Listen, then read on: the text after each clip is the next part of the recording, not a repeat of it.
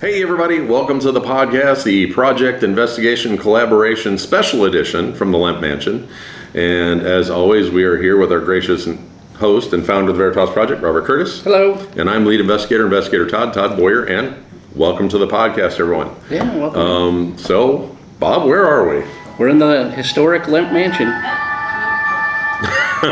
in St. Louis, Missouri. It was struck by lightning last night. Yep, the chimney was struck by lightning. We had some crazy storms happen last night, and the chimney was actually struck by lightning. There's actually bits of the chimney in the parking lot out here. Yeah. So luckily the damage wasn't so bad that we were actually still able to go ahead and have our meet and greet out here. So we have that going on. So that's our local news. That's why we didn't do a podcast Saturday, because we had this going on. Right. So this podcast will go out on Wednesday. So you people are watching it, you're watching it on Wednesday. Yeah. So you guys, you guys are watching it right now. You guys are watching it live on TikTok. So the investigation will be live on TikTok, which also means that that entire, however long we decide to go live, however long the batteries last, will be posted along with this video on Wednesday. So anything that you guys want to go back and you want to watch the live investigation will be live on Bob's phone for a long time, and then we'll split screen for a while as I go off into different parts of the mansion, and we'll have this whole live for everybody to check out. Yeah. So the Lemp Mansion, its history is, so in 1975 the Pointer family actually purchased this home and put it back together and put it in its current state, which is really beautiful. Well, you guys will see a lot of it tonight as we wander around. Now, it was owned by the Lemp family, which were predecessors to actually Anheuser-Busch. They actually helped Anheuser-Busch get started. Now, where we sit at 3322 Dimino Place in St. Louis, if you go, the front of the building is actually right here. If you go that way is the Lemp Brewery, and literally right over my shoulder that direction is Anheuser-Busch. I can almost throw a rock and hit Anheuser-Busch from here. Yeah. So the house originally started, like I said, back in, what year was that? It was built for William Lemp and his wife back in 1876. And I'm cheating. I got the cheat sheets. Bob and I both gave tours in here a long time ago, but we haven't given tours out of here. And for me, it's been 5 or 6 years. For Bob, it's probably been closer to 10. Yeah. So I have the cheat sheet here. So William Lemp Sr. and his wife Julia moved here in 1876 as a wedding present. There have been 3 self-unalivings in this house, including roughly 1 where you guys are sitting right now, where the camera is. Yeah. One of the Lemps was actually deleted himself with a revolver right here in this room. Yeah, this used to be the office for Lemp Brewery. So, and then the one, William Lemp Sr., actually in the lavender suite just above us here, he took his self out, literally right above where we're sitting. And then the third one is up the stairs and down the hall where we're actually set up for tonight. And where he unalived himself upstairs down the hall, you can actually pull back the carpet that's laying on the floor up there. You can roll it back, shine a black light on it, and still see where the blood stained into the wood of that floor up there. So that's a pretty wild thing. So basically what happened was, as far as the Lemp family, now there's a lot of story beyond the Lemp family that happened here. So that's just the 3 unalivings that happened here. And there were 4 unalivings in the family. The daughter actually took herself out in her house in Central West End. Right, in her townhouse. So, but basically, one of the sons passed away. The dad couldn't handle it. He ended himself. The brewery kind of went under. The son took over. He basically ran the brewery into the ground during Prohibition. Couldn't keep it afloat. He took himself out. The third son later took it over. He kind of went into a darkness. He was self-medicating with mercury, and as everybody knows, mercury is, fatal. Right. But he was self-medicating with mercury, went to a dark place, and he took himself out.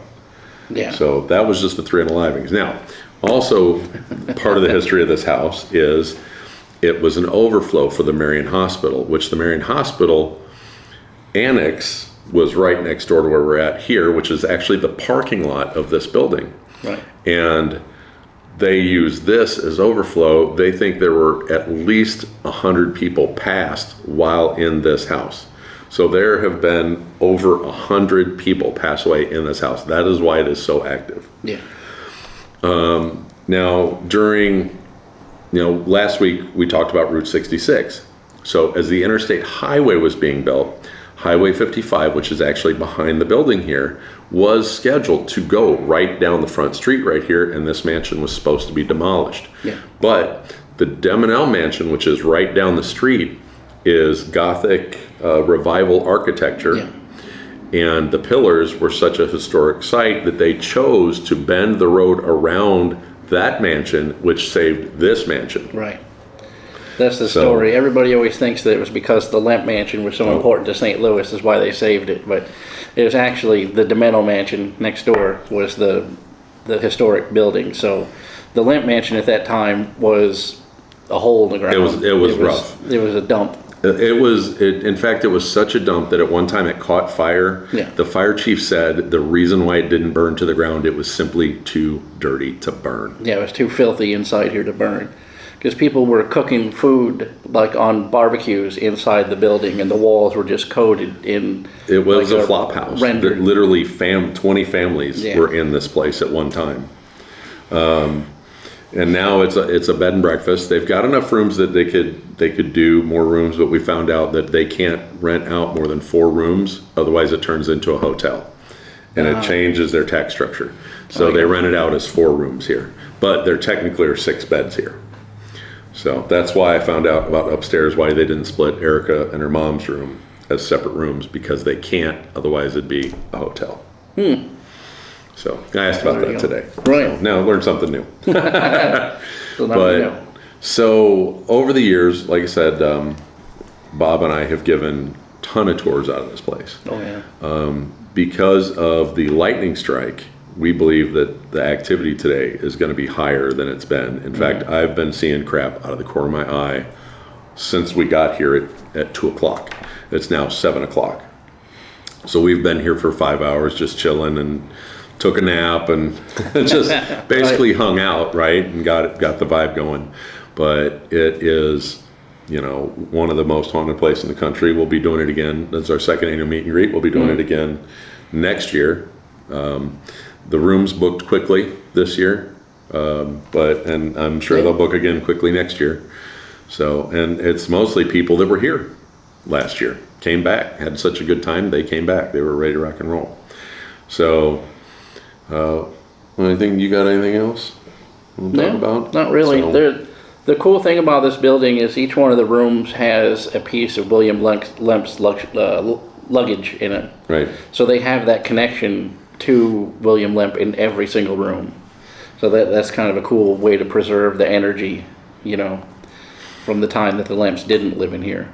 Well, also something that people don't realize is, when back in the day, all these old houses had the parlor, right? And the parlor was actually used as a funeral parlor. You didn't take your unalived family members somewhere.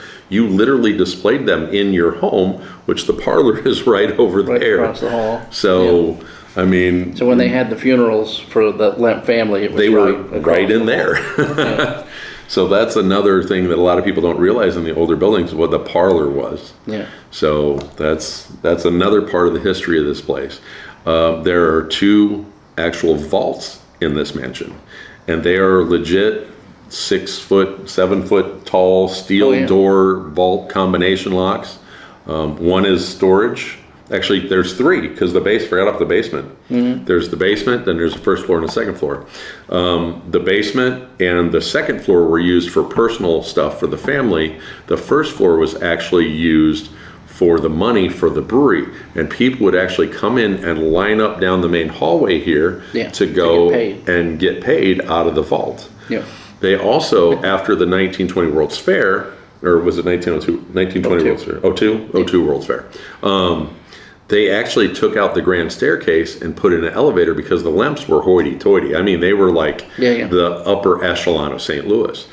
And they put in an elevator. Well, when the Pointers bought the house in the 70s, they took out the elevator and put back in the grand staircase. And downstairs, there's still a remnant of that elevator. It's a sliding metal door that was the gate to the front of the elevator, and that is still downstairs. It's still there. Right. And the basement itself here, I don't care what time of day you go down it, you go down there and it feels like you're being watched.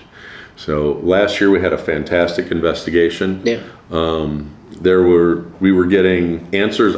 Bob had the spirit box set up on the second floor, and you guys have heard us talk about this before. It was answering questions that I was asking in the basement. Right, in real time. In real time.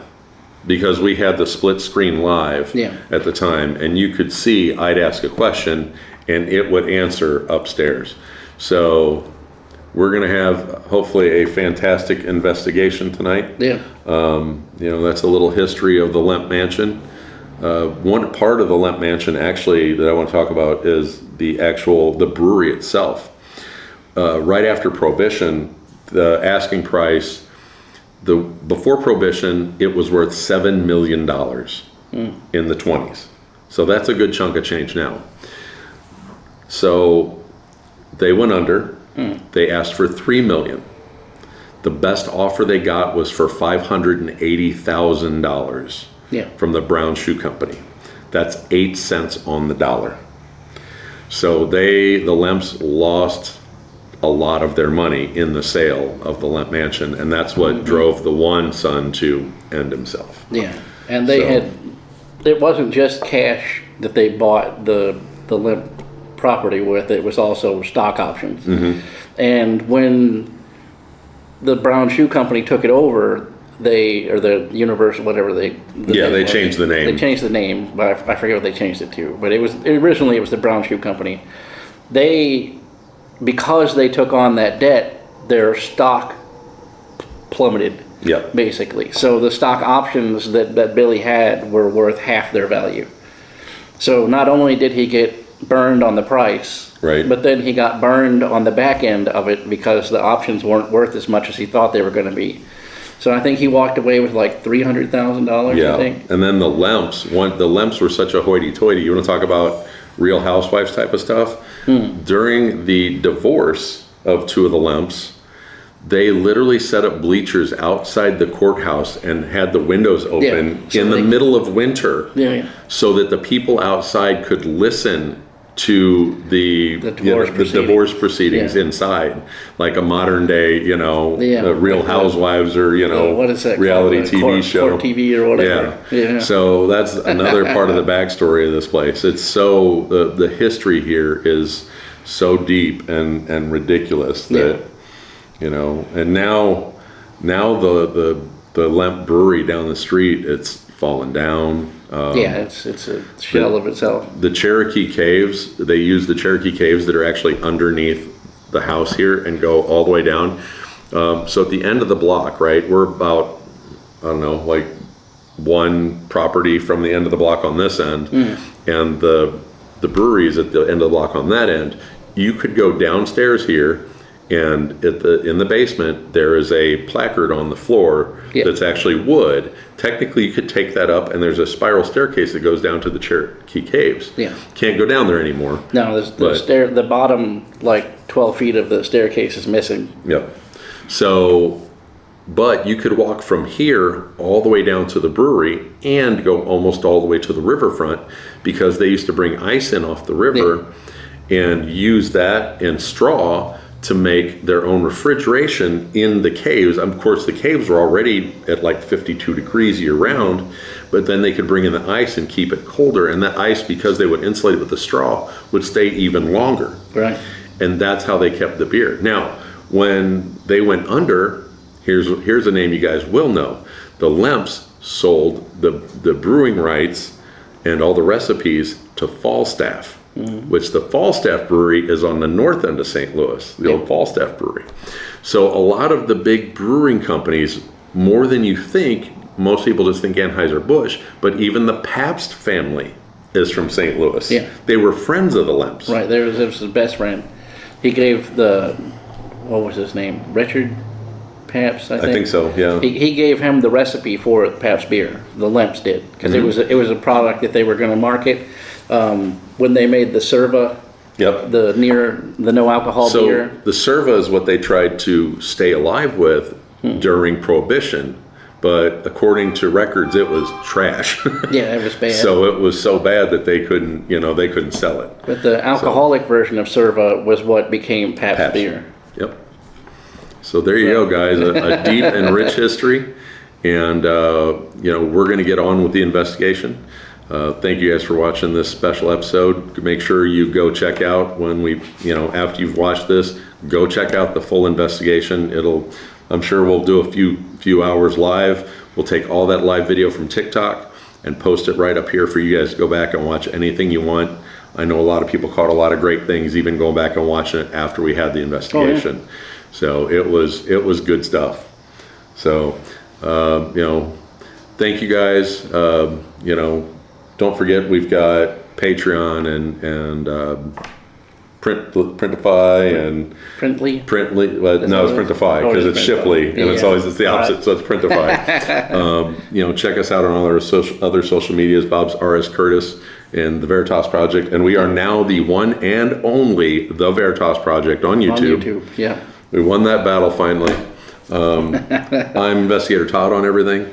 Also, we're still running that ghost bag. Yeah. Ghost bag contest. Give us your story. Send us your ghost story. Try to get detailed. Please send us more than just a paragraph.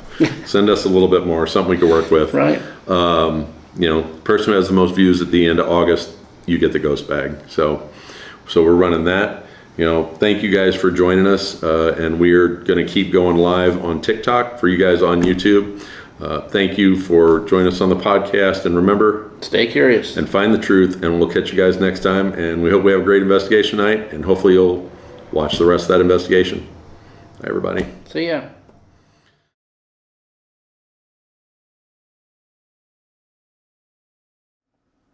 Hey, everybody. As you can see, we are back in the studio. Yeah. Of course, Bob Curtis, founder of the Veritas Project. I'm Investigator Todd, lead investigator. Yeah. But this is actually after the Lemp investigation, so we didn't figure we need to do a whole new intro. Right. We're just gonna smash it all together. There you go. So, how did you feel about the investigation overall? Like, it was a good time. I wanted to say to give big kudos to our guests and our listeners, because they proved that we aren't the dude run people. There was multiple times where stuff happened that was spooky, and not a single person was like, "Oh my God, I want to get out of here!" Like, everybody was like, "What was that? What are we doing? Where'd that go?" You know what I mean? Right. That's a good community of people there they're not going to run away from an investigation. But it helps if you have people around you. You know what I mean? Right. There's that happy medium though, because if you have too many people investigating at the same place at the same time, then you got too much people energy. I think, and you don't feel the spirit energy as much. Right. So you got to find that happy medium. And the weird thing, energy-wise, about the Lemp, for you guys who didn't see it, that aren't local, that didn't see it on news, the day before we went out there, the Lemp got struck by lightning. Yeah. The chimney got hit by lightning, blew the chimney apart, blew a couple of rows of bricks off. So there was that. Yeah. Which, in turn, made the energy in the Lemp totally different than we've ever felt before. Right. There was EMF in the Lemp everywhere. You couldn't get a baseline of 0 anywhere in the Lemp. No. Your EMF was constantly going off. Mm-hmm. It was always green. Always green. Yeah. And it made it chaotic. Like the normal stuff that normally goes on in the Lemp was chaos. Yeah. I mean, it was, we normally go in there and we're like, we know this kind of happens and this kind of happens, and we talk to this person, we talk to that person. Not this time. No. No, it was crazy. And the way we have the spirit box set up is I have the plasma ball that gives a jolt of EMF into the area of the spirit box every time they give us a response. It's kind of like Pavlov's dog kind of thing. And with the EMF so high, it didn't matter. No. Because there was just EMF everywhere. And I kind of feel like that they pushed the spirit box responses down because they didn't have to come to the spirit box to communicate. Yep. They had energy everywhere. So Yep. Yeah, and I was surprised at how low it was. Yeah. Normally we get like full sentences and yeah. everything else. It did do that freaking thing where it steals my voice every once in a while. I don't get it. It literally, we'll be sitting there and we'll hear something like, did that sound just like me? And everybody's like, yep, that sounds just like you. Exactly. It's so weird. And it was doing it to you last time too. Yeah. But like energy-wise, the place was just wild. Yeah, it was crazy. Lots of the like I talked about our spirit, my haunted radio that I have at the house and how it does the tendril things around the corner. We saw that in the bathroom of the lavender suite. I sat there for what, a good peeking around the corner. 15 minutes, because all the live will be put up also in conjunction with this, unedited. It'll be thrown up there, and you could see when I'm sitting in the lavender suite, the camera kept trying to focus behind me, and you could see literally if this was the doorway, something was going like, and a few seconds later, it'd be like, see it. and you could see the whole thing on the live. So it was wild, and that went on for a long time, and a lot of people had a lot of good communication sessions. I don't know about you, but from the first minute I got there, I was seeing things out of the corner of my eye. Yeah. Like unprecedented amount of things for the Lemp Mansion. Right. Usually you see something every once in a while. I probably over the course of the night, probably 25, 30 things out of the corner of my eye where I just stopped and totally turned around because I thought someone was right there. Well, there was one point when I was setting up the spirit box, I was having a conversation with who I thought was Amy. And I was like, well, I'm going to need to get some batteries. And there was nobody there when I turned around. Oh, wow. So that's how long I saw a shadow person out of the corner of my eye. Yeah, you thought somebody was it was a person standing there watching me set it all up. So I'm explaining how everything plugs together and what I'm doing and everything. And then I'm like, I need to go get a battery. And I turned around, there was nobody there. That's wild. So I had jumped into a couple people's lives earlier in the day to just hype us up. You know what I mean? Oh, yeah. Like Hutchman, good friend of mine. Yeah. He was live, and I jumped in his live, and actually he put me in a big box, and I showed a tour of the Lemp Mansion on his live. Nice. As we're walking through the dining room, the one that's straight back from the front door, where I caught that EMF last year, that ball of EMF that I followed through. As I'm walking through there, I literally went, whoa, because I thought literally someone was standing 4 feet to my right. I legitimately thought it was a full person. I mean, I'm getting goosebumps thinking about it. And I legit thought it was a full person standing there. Like, all night long. I think that extra energy in the house made everything, like I said, way more active, but chaotic. Yeah. Yeah, I have my millimeter. I usually keep it on the, like, big milligauss, you know, and it was like 1.7 everywhere. Yeah. 1.7, 1.5 in the entire house. With the good old-fashioned 5 light EMF detector, it never went below 2 in the whole house. My EMF detector that goes off at a certain point was always right below that point. Wow. Like the whole house was just full of EMF after being struck by lightning. Yeah, it's crazy. It was definitely an interesting experience. So I'm going to go through here and read a few of the things that that people sent us that were there. So let's see. Here's so Amy said, Robin and I were in the bedroom and she could see something laying next to me and I could feel something press on my lips as if I was being kissed. Amy has a ghost admirer in there. It freaking loves her. Yeah. Follows her around. Last time somebody sat on the bed next to her. Yeah. In the main bathroom, as she touched the tub where the headrest, the lights started to flicker. The lights in the whole place are janky as it is. Yeah, it's cobbled together. Yeah. Usually if the air conditioner AC kicks on, the lights will flicker. And being struck by lightning didn't help anything. No, it knocked out a bunch of stuff. Bob's room didn't have. The air conditioner was redlined. The AC in the place is not good enough to do the whole place on those super hot days. Yeah. So they have window units. They had to plug my window unit into the room next door because my outlets were fried. Bob's whole AC window unit was fried, so they had to put a bunch of fans in his room. Let's see. After walking from William's office into the dining area across from it, looking up the cloud painting and hearing and heard "Only for You" on her spirit box. She could feel Martin holding her hand, and when she got upstairs, she asked him to sit, and she felt like a child was sitting next to her, laying his head on her. So, whatever Martin she talked to last year, like she felt she had good communication with him again this year. Wow. So, and then Erica sent me a really nice long. I can't imagine. The squirrel sent you a long thing. The squirrel. Erica's new name is now the Squirrel, because that girl has more energy, and I love her to death. She has crazy energy. I wish I had half her energy. So she said the biggest thing was her tablet. Now she was in cleaning up, and she had her tablet sitting on the edge of the tub, but it's a big wide area. Yeah. That tub has a really wide base around it. And she had her tablet stuff sitting there, and it had been sitting there for a while as the tub filled. She was wrestling with the hot and cold taps, and then they were spinning endlessly because the taps in there are like ancient. Yeah. So just then she'd been there for 3 or 4 minutes, getting frustrated. When out of nowhere, both the tablet and the bag launched themselves into the water behind her.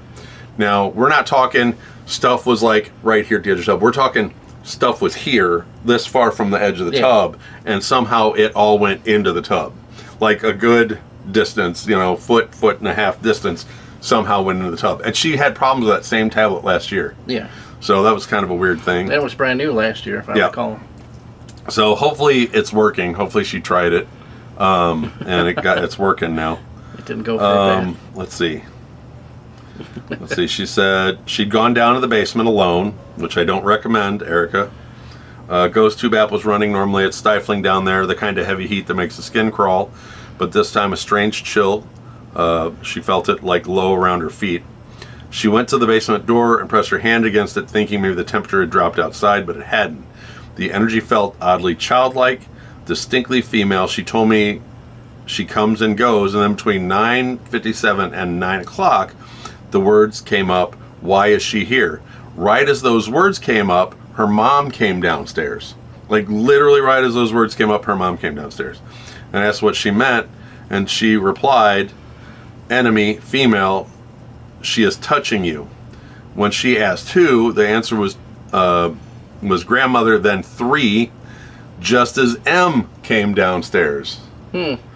So she was having good communication down there, and the energy shifted again. And it said, she made it down. This time it said, "Stressed and follow me." And with that, the warmth slowly crept back into her feet, the chill dissolving as suddenly as it had come. And she followed the urge back upstairs. And it seemed like all night long that everybody had the same kind of touching response. Like when, good example, when I was sitting there and we were watching that shadow, remember it said behind me and stuff, and then you came up and got an SLS hit in that doorway. Yeah, in the doorway. Right behind me. Like where the pocket doors closed, not like in the doorway where the shadow was? It was closer than the bathroom door. It said it was coming up behind me, and not 30 seconds later you came into the room and did SLS and got that right behind me, which was kind of wild. Let's see.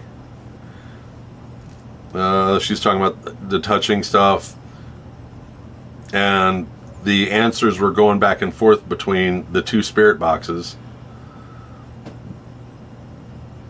and she was getting stuff through her headphones, and then she was hearing stuff through the spirit box, all kind of the same stuff, because she had the live on also. Okay. So she was dual, wielding electronic devices. So everything was all corresponding, all at the same time, all throughout the house. Well, so everybody was hitting the same stuff. There was a time where I was in the lavender suite with my ghost tube Ovilus thing on, and Robin was downstairs with hers on, and there would be a response on hers and it would finish on mine.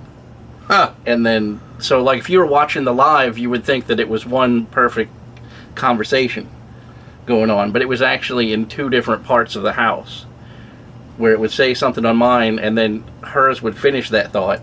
That's and then wild. She would say something and mine would answer her.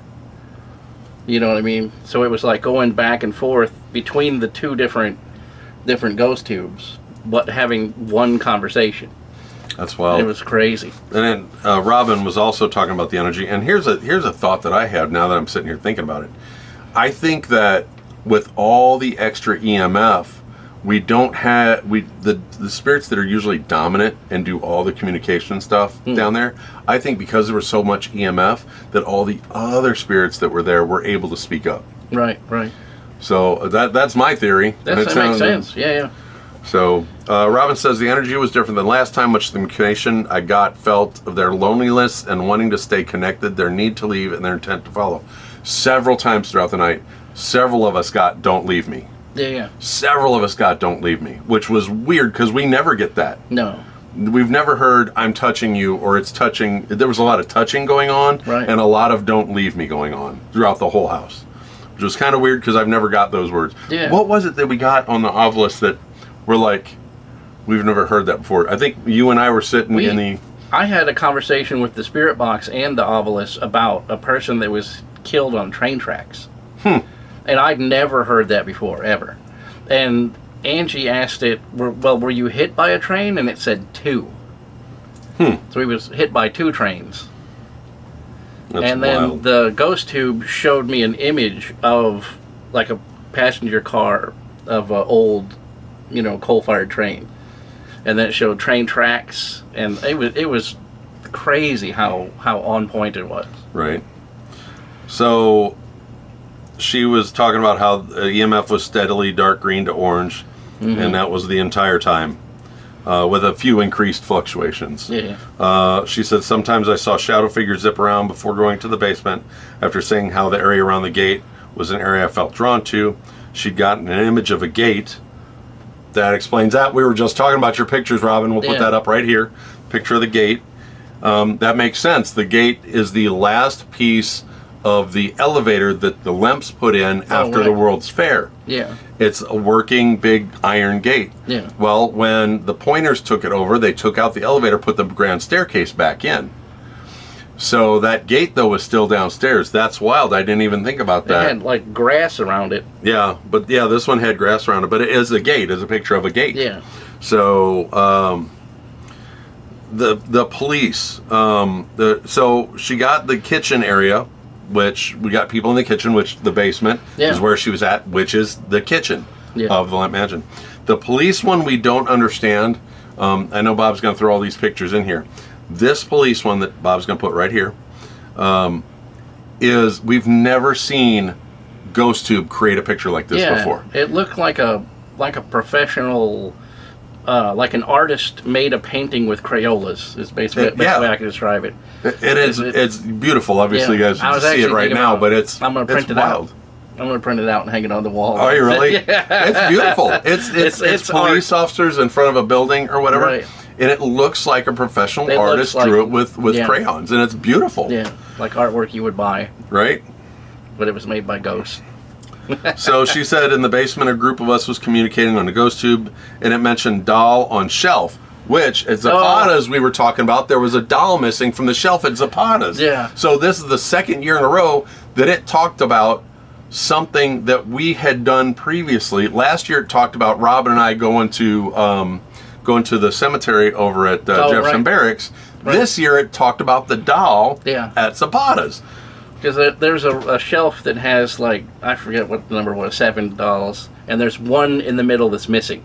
And I made the joke that you're going to find that doll in your bed tonight. Right. You know, and then it mentioned that in the spirit box. In in the investigation, which I thought was hilarious.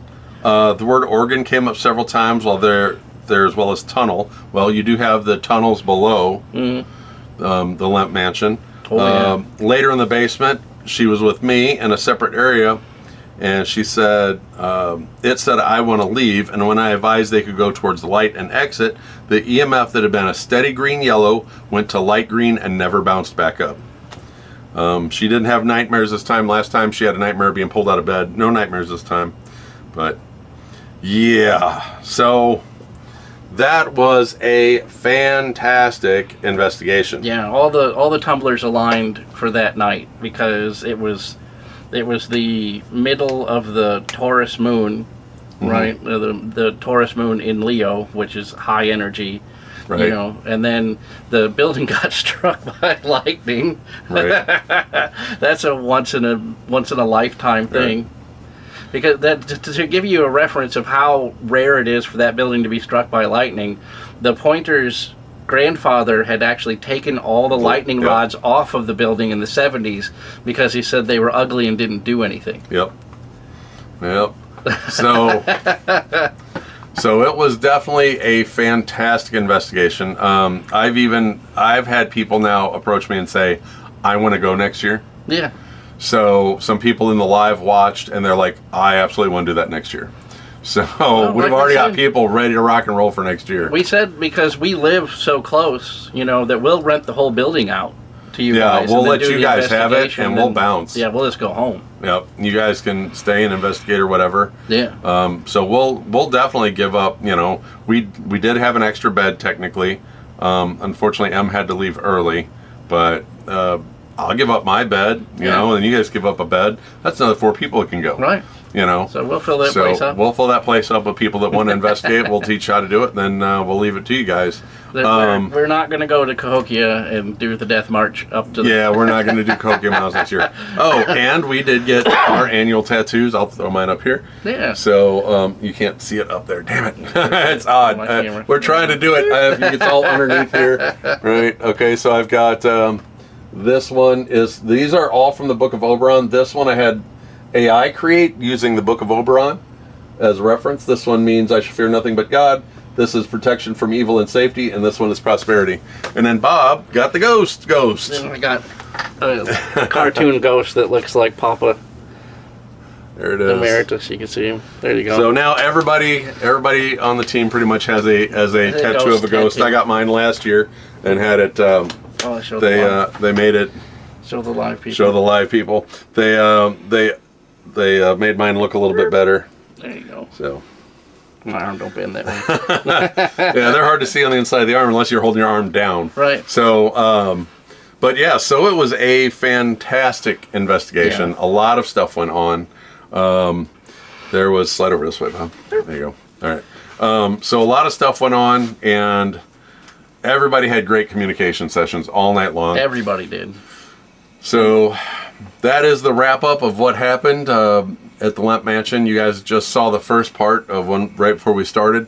Bob will post the entire 3.5 hour live. Yeah. Of the... It's a lot. It's separate. But we post a lot, and we did have a lot of people go back and watch it. Yeah. Definitely check out when I jump in and I'm in the lavender suite and that shadow that keeps freaking peeking out behind the door. It was wild.